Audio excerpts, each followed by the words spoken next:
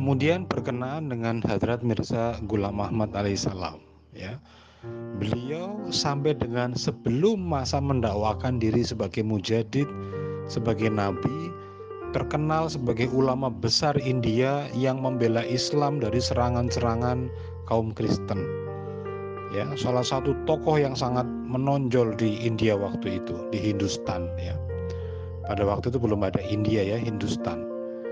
Nah, permusuhan kepada beliau mulai muncul ketika beliau mulai mendakwakan diri sebagai utusan Allah Subhanahu wa taala, ya, yang meneruskan syariat daripada baginda Rasulullah Muhammad Shallallahu alaihi wasallam, ya.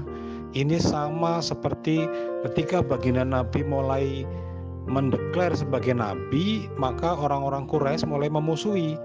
Ini sama persis begitu.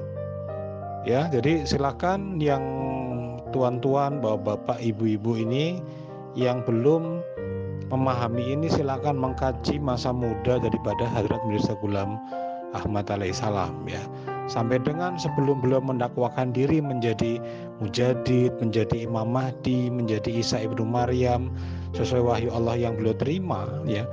Sebelum gelaran-gelaran spiritual itu didapat, itu orang menghormati beliau sebagai ulama besar di Hindustan pada waktu itu. Ya, ini boleh dicek secara sejarah, silakan. Jadi tadi jawaban Pak Haji Romli ya sudah mulai mengarah kepada titik terang, ya, udah cukup baik Pak Haji. Jadi bagaimana mempercayai wahyu, ya, itu melihat kepada bagaimana orang yang menerima wahyu itu hidup begitu ya. Rasulullah SAW disebut beliau al-amin dari masa muda, ya, tidak pernah berbohong, itu memang betul gitu. Jadi itulah dasar bagaimana kita muslim mempercayai bahwa bagaimana orang yang tidak berbohong kepada manusia, tidak mungkin dia berbohong kepada Allah Subhanahu wa taala gitu. Ya. Siapa Ghulam Ahmad? Baca sejarahnya. Sebentar lagi ku baca dengan seksama. Jadi Abang Da ASD, sang punya nama penuh misteri, narasi panjenengan itu merupakan logical fallacy, logika yang cacat. Karena apa? Karena menyamakan positioning antara baginda Nabi Muhammad SAW sebagai khataman nabiyyin dengan seseorang yang mengaku-ngaku menerima wahyu lah, sebagai rasul lah, sebagai nabi lah setelah baginda Nabi, itu perbandingan yang 1.000.000.000% mestinya bertolak belakang secara diametrikal. Karena dalam sejarah kehidupan, Ghulam Ahmad tidak pernah, ya, diberitakan. Nanti saya baca buku-buku yang menerangkan tentang kehidupan dari masa lahirnya sampai wafatnya tentang Ghulam Ahmad itu tidak pernah digelari oleh siapapun, bahkan oleh ayahnya sendiri sebagai Al-Amin, suatu gelar kebanggaan masyarakat Arab pada waktu itu yang disandarkan kepada baginda Nabi Muhammad SAW. Itu kajian secara tekstual, buku sirah, buku biografi, buku manaqib keagungan dari dua tokoh yang sangat bertentangan secara diametrikal, tidak bisa dipersandingkan. Kedua, berdasarkan pendekatan secara dalil, bahkan sudah saya baca berkali-kali bahwa frase khataman nabiyyin di dalam Quran surat Al-Ahzab ayat 40 itu jangan diartikan sebagai frase afdhalun nabiyyin. Karena apa? Nah, berdasarkan hadis sahih ada frase wa innahu la nabiyya ba'di. Di sana ada dua penegasan, yaitu innahu, nunnya ditasydid. Karena ditasydid itu menunjukkan penekanan, penegasan yang pertama.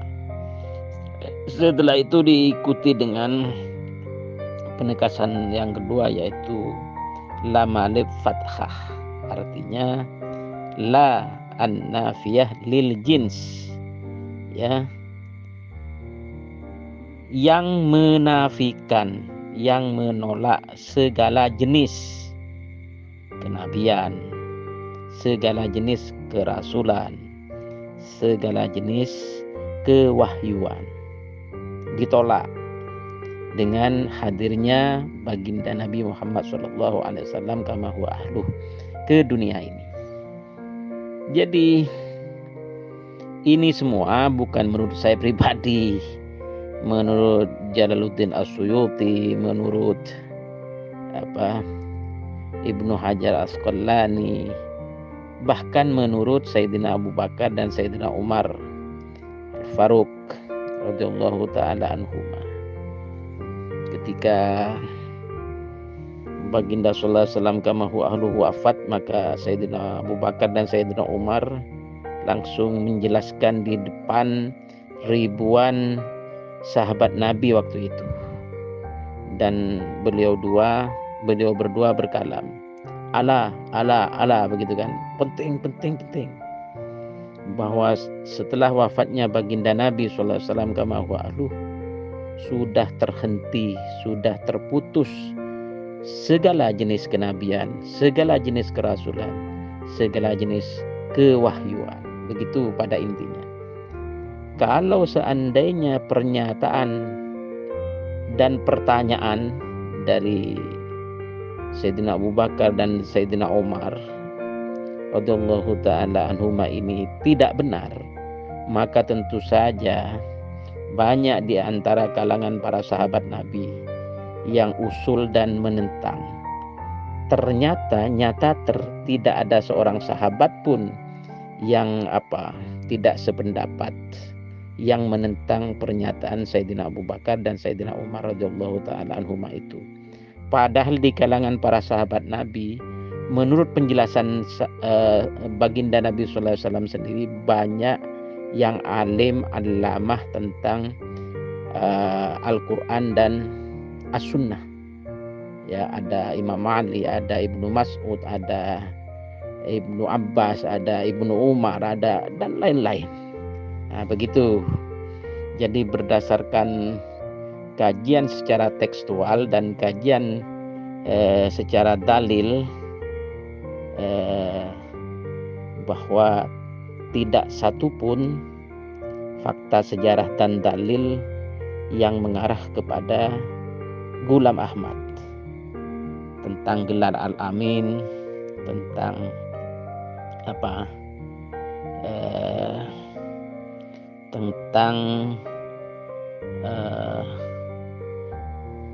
positioning kenabian, kerasulan dan kewahyuan. Begitu. Ini sengaja saya voice note hampir 7 menit agar panjenenganipun Abangda ASD, sebuah nama misteri bagiku. ASD itu apa makna artinya? Asik.